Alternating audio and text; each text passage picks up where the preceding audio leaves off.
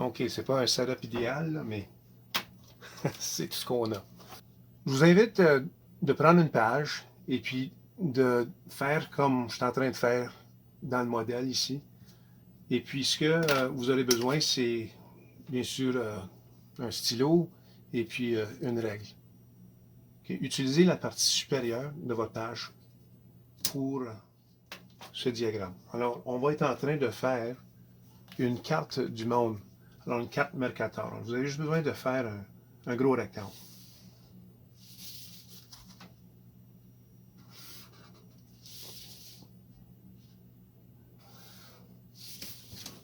Laissez un espace en haut de la page.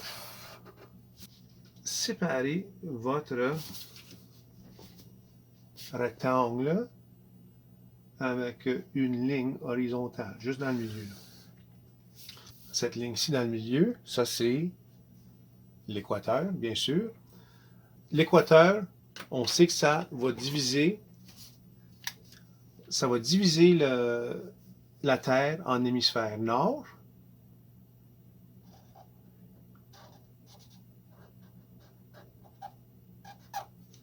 et en hémisphère sud. Alors, tout ce qui est au nord de l'équateur,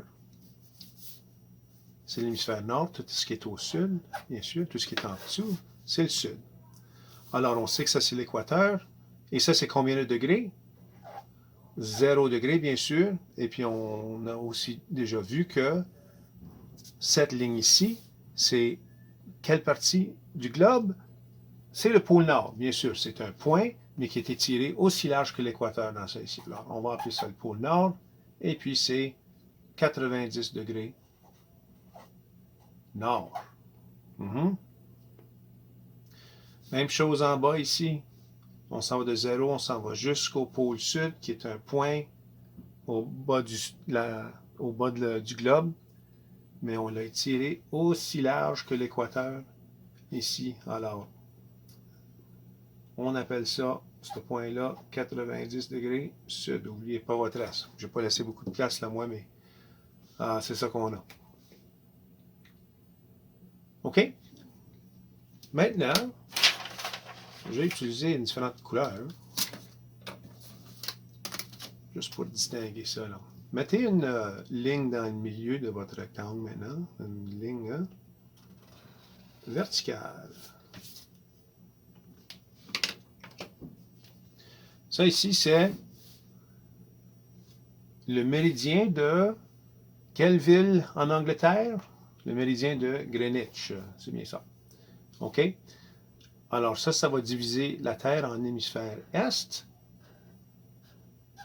Tout ce qui est à droite de cette ligne, c'est l'hémisphère Est.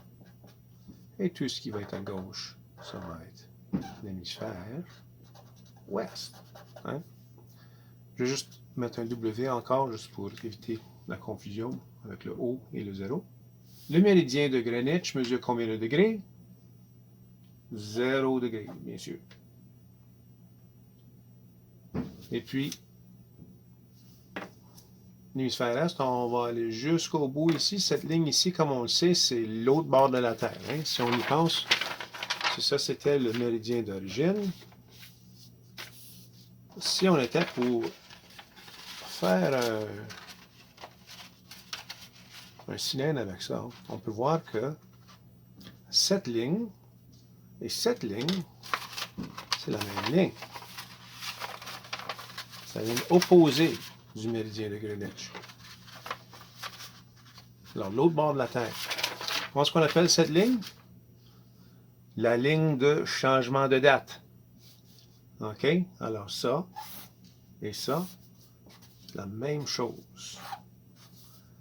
La ligne de changement de date.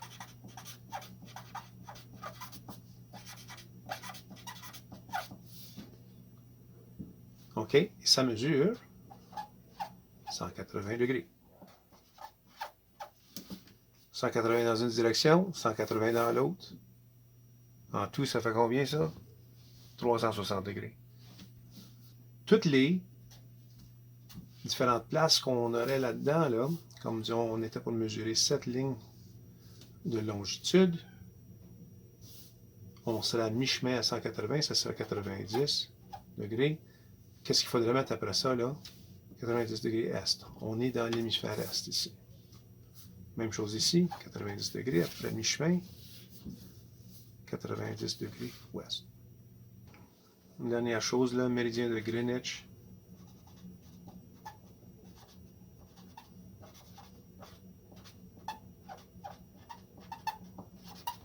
Au méridien d'origine. C'est là où est-ce qu'on commence. OK? C'est tout pour aujourd'hui.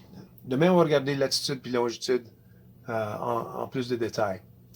On va faire un diagramme où est-ce qu'on va regarder à l'intérieur de chaque carré et puis on va voir quelles sont les mesures qui vont nous permettre d'être encore plus spécifiques. On va parler de minutes et de secondes. À demain.